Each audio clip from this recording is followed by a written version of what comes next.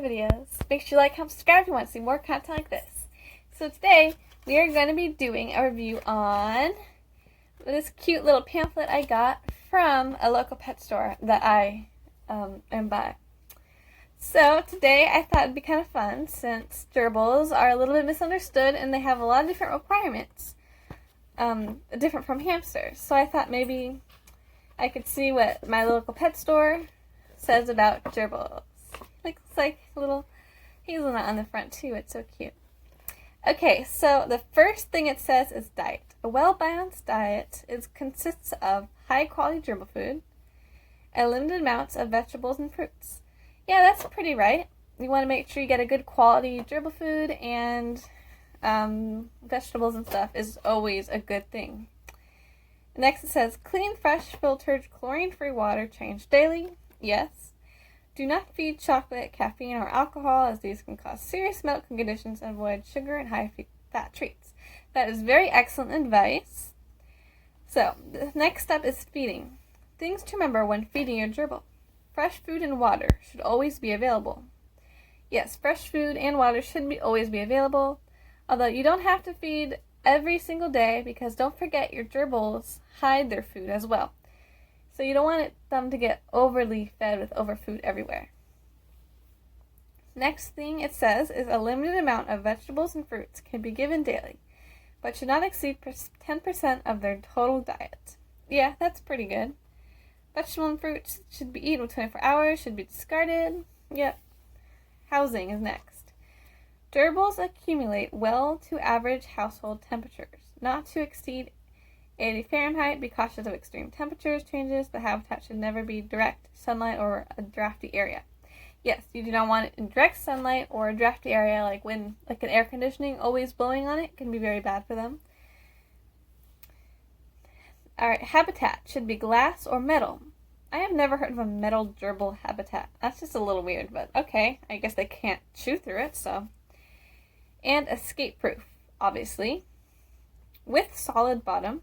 Yes, there should be plenty of room for your gerbil to exercise and play. It is the best to provide the largest habitat possible. Yes, that is true. Although I would like it for them to say how many. Because, I mean, people are just going to go by what the pet store says. And the pet store that I'm near do not sell the best cages in the world. So, maybe they could work on that. There should be bedding, but how much? Doesn't say. To be placed in the habitat, proper bedding includes high-quality paper bedding, crumbled paper bedding, or hardwood shavings. Cedar-based products are not recommended. Yes, you do not want cedar-based products. It shouldn't say not recommended. It should say do not get cedar-based products, because it can cause irritation on the nose and stuff. It's just really not that good for them anyhow. It's unneeded. Paper and stuff, yeah, that's a good one, especially recycled paper that's cleaned properly. It's always a good one to have. Next says gerbils may be kept in same-sex pairs if they are raised together. Otherwise, keep adult gerbils housed separately. Different types of small animals should not be housed together. Okay, yes and no. You do not want different types of animals like a hamster and a gerbil together. That just spells doom. But you can introduce two different gerbils. Doesn't have to be from the same litter, but you can introduce them together. So I don't know why it says that. In fact, if one gerbil passes away and the other one's all alone, you should get two younger gerbils to be with the older gerbil. If you put them together properly, then they'll be just fine. Normal behavior and characteristics. Social animals that enjoy the company of their pet parents. Yeah, that's true. They really do enjoy interacting with them if you interact with them properly, or socialize with them properly. Thump their back feet to signal fear. Yes, they do thump their back feet to signal some fear. Chew on objects to maintain incisor teeth, which grow constantly. Ensure they have plenty of chew sticks or material chews available. Gerbils are voracious chewers and should be kept in glass enclosures, as they will chew through plastic cages. Yes, that is true. Although, if your gerbils aren't crazy chewers, you can get away with putting them in a big cage like I have. Their habitat furniture should be wood or ceramic, as all furniture will be chewed thoroughly. Yes, that is true. And you can also have metal things, like I have a metal wheel, although it's not recommended, and the metal wheel isn't good for their feet. But you can have metal in there if needed. Alright, habitat maintenance. Clean and disinfect the habitat and its contents at least once a week with a 3% bleach solution. Rinse and allow to dry completely before placing the gerbil back into the habitat. No, you do not need to clean your habitat every 3 weeks. That is ridiculous. And especially do not use bleach. That would be ridiculous. All you have to do is, just do a half clean. If you completely take everything out and bleach it, then the gerbils are, when they go back in, are going to be confused, stressed, and they're going to make it smell worse. So what you're going to want to do, half clean the bedding, and then every month or so, take almost all the bedding out. Well, take all the bedding out, clean the bottom with a vinegar and water solution, not bleach. That would be ridiculous, bleach. And then when you put the bedding back in, put about, just put a little bit of their old bedding back in so they know where they are and they won't make it smell like crazy. Definitely do not do every 3 weeks a complete scrub down with bleach. That is ridiculous and very unsafe. Grooming and hygiene. Gerbils stay clean and rarely need baths but can be spot cleaned with damp washcloth or unscented baby wipes if needed. Gerbils enjoy a weekly dust bath or may be brushed with a soft back brush. They don't need baths at all. It said rarely need baths. I don't know if you heard that. I sounded weird. But no, gerbils do not need baths ever unless it's a medical condition. And yes, a little bit unscented wet wipes if it's needed, like they got poop and pee all over their back for some reason. They got into something they really shouldn't have. You can't clean them that way, but it's really unnecessary. Or they have something on them that's kind of toxic you need to get off. Yes, you can use that. A damp cloth. Yes.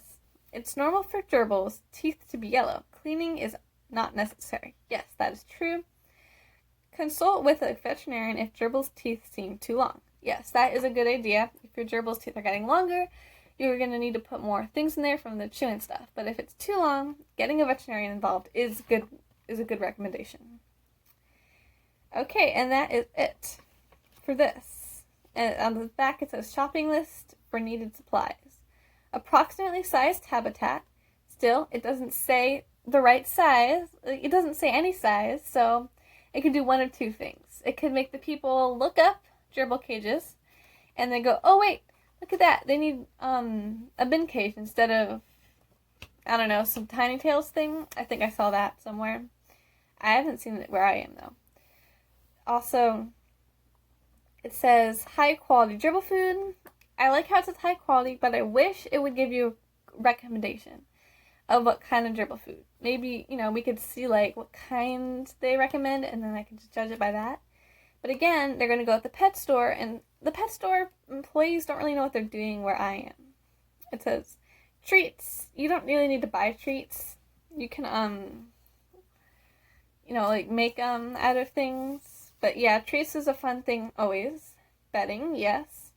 Nesting fluff? No. Nesting fluff is stuffing, pretty much. Stuff you put in stuffed animals. That can wrap around their legs, limbs. When they pick it up with their mouths, they don't stuff it in their cheeks like hamsters, but they can still get it stuck in their mouths. I had a friend, she had a hamster who she had the nesting fluff. And it actually wrapped around the hamster's leg and they had to amputate it. Like, the day I left, that happened. So they had to amputate their hamster's leg. So the poor thing only had 3 legs after that. That was very unnecessary and it didn't need to happen. Nesting fluff is very unnecessary. You can give them hay, like orchard grass. They love that stuff. They use it for their bedding. That should be a recommendation on this list. Food and water bowl. Water bottle. And you can have a water bowl as well if you do it properly. I wish it would give you some sort of recommendation on how to water bowls. You don't need a food bowl. You can scatter feed, which would is actually what I'm doing right now. I just use their bowl for vegetables because the sand gets on it and they don't want to eat it after that. Exercise wheel. Gerbils don't need an exercise wheel per se, although it is kind of like something you could use. Like I have an exercise wheel because my gerbil Angelina is a little extra crazy. I think she has something wrong with her head or something. I'm not sure. But my exercise wheel is too small, and it's too small because that's the only ones they sell at the pet store. So again, people are going to get things that are not appropriate for them. Hideaway places, yes, you're going to want something for them to hide in. Toys, chew toys, mineral chews. I've never heard of a mineral chew before. Anyone know if that's good or not? Dust and dust bath. No, not dust bath. Sand bath. Dust bath will get into the respiratory system and it will actually cause some really bad problems.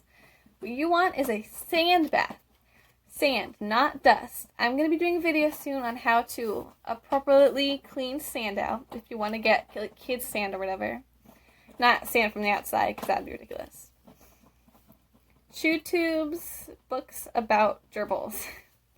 Okay, I mean like, well, I don't know if the books will be proper, but okay. So this is so far not my favorite pamphlet. It has a lot of things wrong with it. It has some things right at least. I feel like it's just, they could definitely update it and make it better. Well, that's it for today's video. Tell me if you like me in front of the camera instead of my animals. It feels really weird. Well, that's it for today. Bye everyone. I hope you have a great day.